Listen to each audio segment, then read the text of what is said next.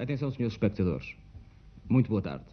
A partir deste momento, o movimento das Forças Armadas controla totalmente a rede emissora da Rádio e Televisão Portuguesa.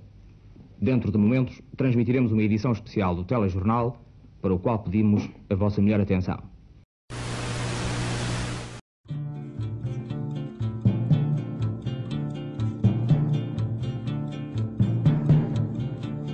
Mudam-se os tempos, mudam-se as vontades, muda-se o ser, muda-se a confiança.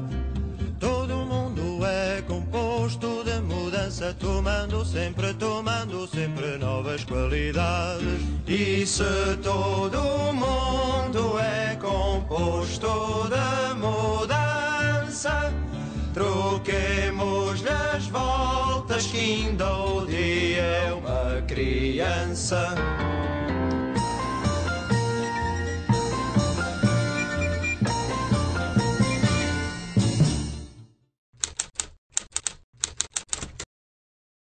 O meu nome é Margarida, mas se não me levarem a mal, vou dizer que sou Guida, porque é a maneira que eu me reconheço. Este é o meu amigo Sérgio Freitas, eu sou António Barroca da Graça. Conhecemos graças à descolonização. O Sérgio nasceu em Benguela, chegou cá com 17 anos, eu nasci em Nova Lisboa, Ambo, cheguei cá com 20 anos. Se não tivesse havido descolonização, provavelmente não nos teríamos conhecido. A minha história de vida começou há 52 anos, numa antiga colónia portuguesa, chamada a Perla do Índico, ou seja, Moçambique, onde eu nasci, na Beira.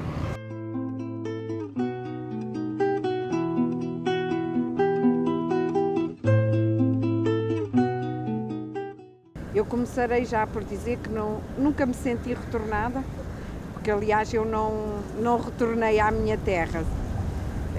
Os meus pais sim, esses são retornados porque nasceram em Portugal. Eu senti-me sempre mais uma refugiada.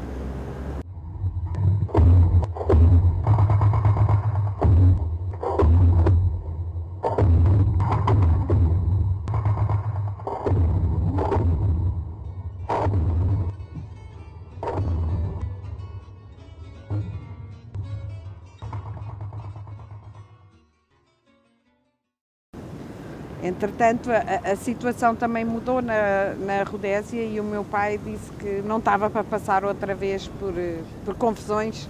E então, finalmente, em dezembro de 76, viemos para Portugal. Primeiro fui parar à Ruda dos Vinhos, que era a terra da minha mãe, que era uma aldeiazinha na altura, não tem nada a ver com o que é hoje, porque é um dormitório de Lisboa. Essa época foi muito complicada para mim, porque havia uma grande revolta, não é? Ao fim e ao cabo, tiraram-me da minha terra com 13 anos, primeiro para o Zimbábue e depois para Portugal. Deixei a família toda, deixei os amigos todos, depois vim para Aveiro e vim para a Barra. Vim para morar para a praia da Barra, sítio onde gostei muito de morar. Aliás, adaptei-me muito bem a Aveiro e até hoje gosto muito desta cidade, sinto-me em casa e gosto muito daqui vir. Foi para virmos, toda a gente teve que fazer, ficaram conhecidos como os caixotes. As pessoas fizeram caixotes. Caixotes para mandar para Portugal com as suas coisas. Aquilo foi um êxito. Foram cerca de 500 ou 600 ou 700 mil portugueses que, assim num zás, abandonaram as colónias, as ex-colónias, Angola e Moçambique. Foi criada uma ponte aérea, não sei se vocês têm conhecimento disso, uma ponte aérea em que havia aviões de todo o mundo, de todas as companhias países, aéreas. todas as companhias aéreas fretados para transportarem os brancos, essencialmente os portugueses, muitos deles que não eram brancos, mas essencialmente foi conhecido como o êxodo dos brancos, não é? Transportarem-nos para Portugal. E aquilo eram voos que saíam só de 2 ou 3 cidades, era do Luambo e do Luano. A viagem não foi nada boa. A viagem, para já, acho que tivemos faz um dia no aeroporto com os meus cãezinhos, não é? Também para vir. E entretanto viemos, não sei o que é que aconteceu, tivemos que aterrar em Kinshasa. Estávamos em Kinshasa e entram uma data de soldados armados e que nos limpam a comida e que nos limpam tudo.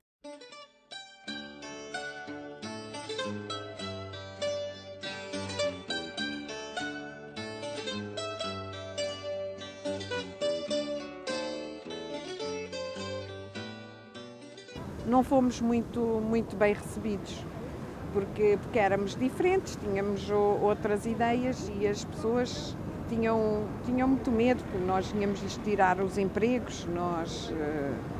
Foi assim uma época muito complicada. Eu lembro, por exemplo, uma coisa que causava logo confusão era nós tomarmos banho todos os dias. Eu lembro de ouvir dizer que íamos alagar aquilo tudo, porque tomávamos banho todos os dias, não era? As pessoas tomavam banho uma vez por semana nessa época.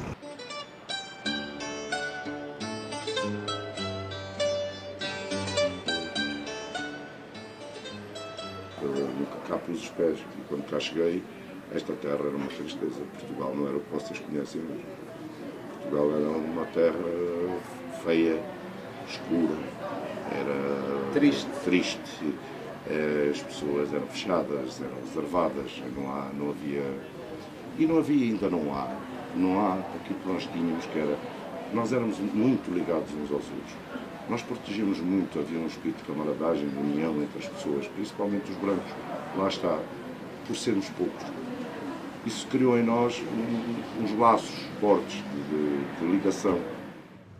Eu lembro-me de chegar a Portugal e morrer de frio, quer dizer, eu vinha de 40 graus, cheguei aqui e não havia aquecimentos centrais, não havia nada. A coisa que mais me gostava, eu chorava à noite, ter que me despir e meter na cama, porque os lençóis estavam frios, aquilo parecia que estava tudo molhado. Eu lembro da minha mãe, coitadinha, pegar no ferro de engomar e passava-me os lençóis para nos aquecer, para eu me enfiar logo na cama. Não tínhamos nada a ver com os portugueses. Nada, em termos de mentalidade, em termos de maneira de estar, em termos de hábitos, em termos de vivências. Por exemplo, este país era muito fechado, as mulheres não iam ao café. Nesta zona onde estamos, aqui na Costa Nova, as primeiras mulheres a frequentarem os cafés aqui foram as minhas irmãs e outras retornadas que existiam aqui na zona. Houve uma coisa que valeu a pena, apesar de tudo, foi ter nascido em Angola e ter vivido em Angola e ter conhecido Angola, que eu tive a oportunidade de conhecer muitas cidades de Angola, nomeadamente do sul de Angola, onde havia coisas lindíssimas, desde o deserto da Namíbia até às terras do fim do mundo, ficavam ali para os lados já do Botsuana, Cubango. E quer dizer, e há uma coisa que nunca ninguém nos vai poder tirar, que foi os belos momentos que lá passámos, as belas paisagens, a convivência e as amizades que se criaram lá.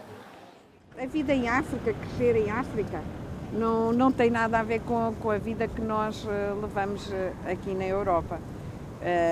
E uma pessoa cresceu e havia terrorismo. Eu fui para Tete devido à construção da barragem da Cabora Bassa. Com 9 anos fui para Tete. Tete era uma zona quente de guerra e então eu aos 9 anos aprendi a conduzir, eu aos 9 anos aprendi a atirar, eu tinha uma M1 e chegou uma altura que dormia com uma arma ao lado porque podíamos ser atacados em qualquer momento.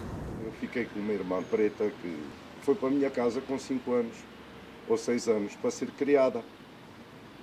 E a miúda cresceu e viveu na minha casa 20 e tal anos. E era a nossa irmã.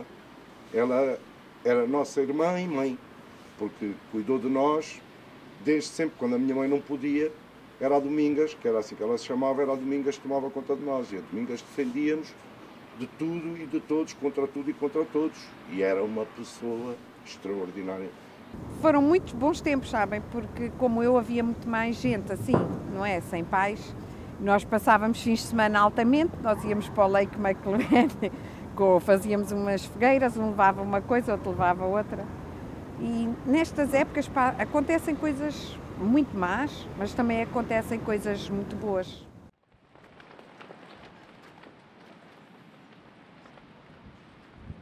Quando me perguntam, mas és de onde? Eu tenho muita dificuldade de dizer de onde é que eu sou. E tenho sempre que explicar, bem, eu sou portuguesa, mas eu não sou de Portugal. Eu nasci em Moçambique e é assim um bocado sempre confuso explicar de onde é que eu sou. E eu, ao fim e ao cabo, acho que sou um bocado de todo lado. Entretanto, tive 35 anos sem ir a Moçambique. Comecei novamente a ir a Moçambique em 2010 e posso falar de uma verdadeira paixão. Não sei descrever o que é uma paixão por aquela terra, por aquela gente, por aquele povo. Quando chego a Moçambique, por estranho que pareça, ao fim de tantos anos da Europa, passei muitos mais anos na Europa que lá, eu chego a casa e aquele povo é bom, é muito bom. Cada um de nós era simpatizante de um dos partidos políticos que havia em Angola, de um dos movimentos. E eu era simpatizante de um movimento que julgo que aqui o nosso amigo Sérgio também era simpatizante desse movimento, que era o MPLA, e que tinha uma música que nós ainda hoje sabemos cantar e sabemos a letra e cantamos muito afinadinhos. Vamos cantar, Sérgio? Vamos embora. Vamos lá. Começa a dar lá tudo. Começa tu. Não dá lá tudo. Começa tu. Na Manhã do 4 de fevereiro, os heróis quebraram as algemas para vencer o colonialismo e criar uma Angola renovada.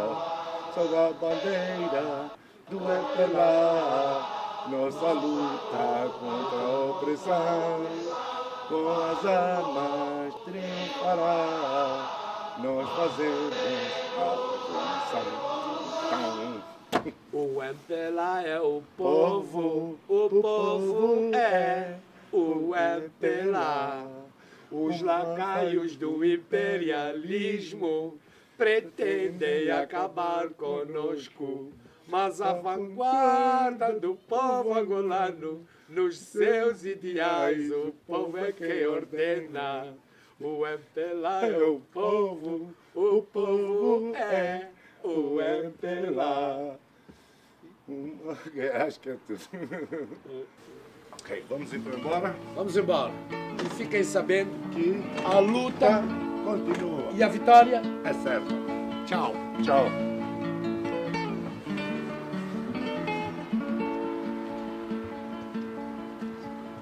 Amigo, maior que o pensamento, por essa estrada, amigo, vai, por essa estrada, amigo, vai.